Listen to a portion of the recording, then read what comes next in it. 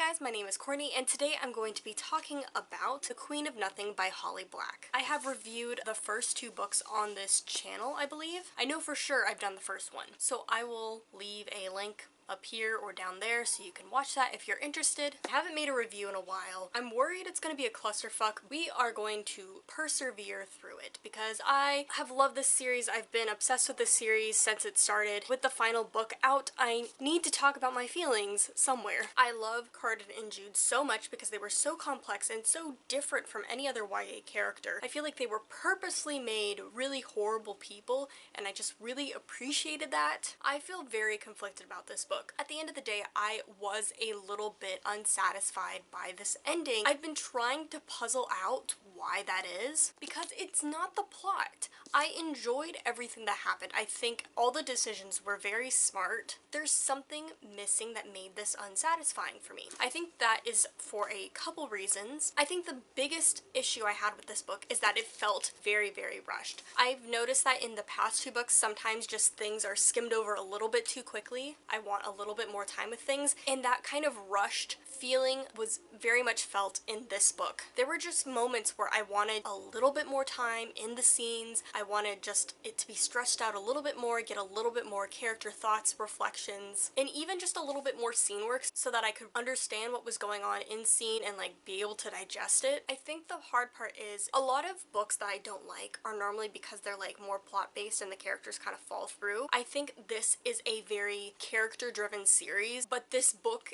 was trying to be more of a plot driven fantasy novel versus a character driven fantasy novel. And I think the treatment of having the plot and the plot twists more important than the characters is really like why it just felt a little bit rushed, because we're trying to get to each point, we're trying to make each thing that happens shocking and twisting instead of like just, you know, focusing on what's happening and the characters and their relationships. This series and this book is about a character that is in a situation where she has very little trust. And in the first book, Jude loses all of the trust that she has in all of the relationships around her. She didn't really trust anybody to begin with, but the little trust that she has is taken away from her. And especially in this book, it's the turnaround of her being able to trust people, to believe in people again. And so you have Jude and her sisters gaining that trust again. You have her and Carden gaining a sort of trust and love and respect for each other. And then you have these, you know, the spy characters and new side general character where she's like learning to trust these people. She's like kind of learning to like let go of her control because she is a very controlling person. But then at the same time, it's also like learning that you can't trust and control everybody. So like with Maddox, at the end of the book, she cannot control or trust him, and so she kind of takes that relationship out of her life in some ways. I really appreciate what Holly Black was going for. At the end of the second book, I would say that Jude has lost all of her control. She feels so helpless in this world. She doesn't trust anybody, especially Carden, especially her twin sister. And so going into this book, it just didn't feel like we spent enough time with that idea for it to really culminate in the ending where she starts to let go of control and she starts to trust people to do things for her. It just felt like we didn't see enough build up of her learning that. And so there were moments in here that could have been even more powerful. It just didn't feel like we had the setup to get the payoff that this book wanted to do. I would just like to add that these relationships were resolved way too quickly and way too easily. The conflicts were just so fast. We trusted Tyrion the sister again, we trusted Carden again, and it was way too quick. Again, I don't know if it's because I forgot things that happened, but it didn't feel like we really had any foreshadowing in the first two books to get set up for what was going to happen in this one. It just felt like sometimes plot points, while well conceived, just kind of were happening out of nowhere. And there was a little bit of foundation in this book for it to happen later in the book, but I felt like I needed a little bit more setup, a little bit more build up to really appreciate the things that were getting the payoff that they were at the end of the novel. One of the points that I really love is this character, Grandma Mogg, I believe is her name. She is like this bloodthirsty cannibal. She eats other folk. And at the beginning of this novel, Jude has like a fight with her, wins the fight. And then at the end of the novel, they really have like this tentative like trust and belief in one another. And then Jude also has this female guard character that she like suddenly trusts and believes in. Both both of those relationships were really interesting and really powerful to me, but it felt like Jude was trusting in these people and that these people were like laying down their lives for her so quickly. I feel like if we got Grim Amag in the second book or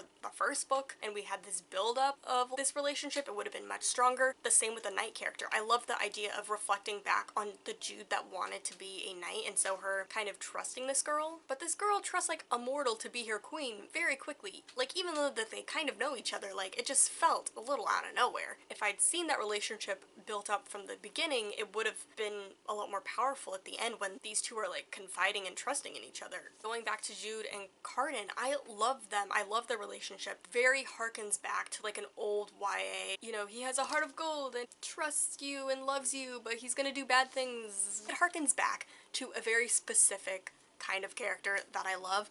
But also, Jude and Cardan are actually horrible people and kind of horrible to each other. And this book, I think, tries to fix that a little bit. I feel like the characters are a lot more noble in this book. I wish that we had gotten that complicatedness. I wish that we had seen more of their relationship together and see it like really flourish and blossom. What would have made this relationship even more stunning and beautiful to me is that, you know, the whole thing is like they're kind of horrible people, but they rely on each other, they support each other, they complete each other, they accept each other and love each other for their flaws anyway. And in this book, it felt a little bit lazy. Jude was just like, I don't know why, but I still love him anyway, after I think he did this horrible thing to me. You know, even though he didn't actually do that horrible thing to her, it wasn't enough. I wanted more anguish, I wanted more yearning and pining, and I'd wanted the tension to keep building and building and building until like they can finally like fully trust each other and accept each other's flaws and accept that they're kind of horrible people. And in this book, it was just like a little lazy. They were just a little bit too noble. I love them, but they're not perfect people. They do not live in the most kind world, and so they cannot be the most kind people. And I really love the idea of Cardan just like not accepting that and just like, you know what, I'm going to be a good person, I'm going to be a nice person. He ain't perfect, like, he has a lot of flaws, so they felt a little bit too noble in this book, and I don't think we had the setup for that nobility to be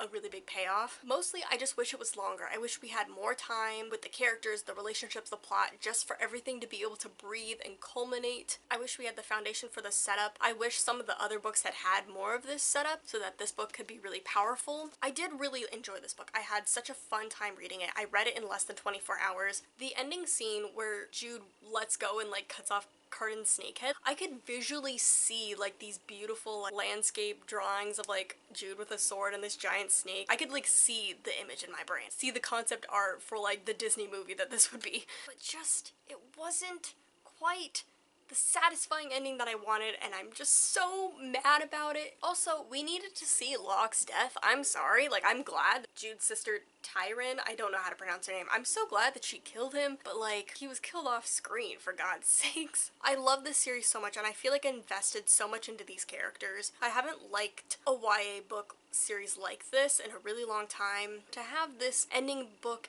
not kind of be as good as the first two was just so sad. Oh my god. I gave this book 4 stars. Just wasn't quite up to par with my 5-star reviews of the first 2 books. I enjoyed it. Overall, everything was here. It just didn't quite get executed perfectly. That is my rambly review of The Queen of Nothing by Holly Black. Thank you so much for watching this. I'll see you guys later, and happy reading.